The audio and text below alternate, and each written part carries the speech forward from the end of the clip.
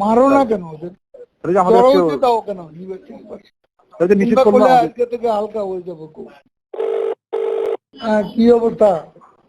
Sir যে আমাদের সমাবেশ মাত্র শেষ করলাম, আর ওদের প্রোগ্রাম চলতেছে 3000-এর মতো স্টুডেন্ট আছে। ওরা আর বলে হচ্ছে 7টা পর্যন্ত। স্যার যে 8:30টায় সংবাদ সম্মেলন করবে স্যার, কে?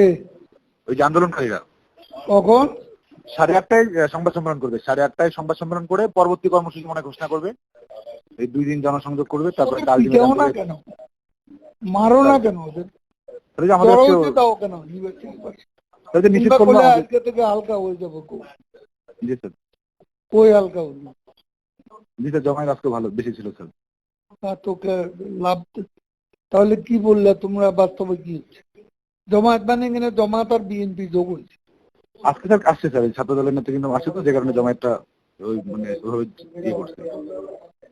এটা কিছু করার নাই? স্যার আমরা স্টেপ নিতে বললাম, আমরা স্টেপ নিতে পারবো স্যার। হ্যাঁ, মানে আমরা যদি রাজনৈতিক ভাবে মোকাবেলা করতে হয় তাহলে আমরা সেটা করতে পারবো।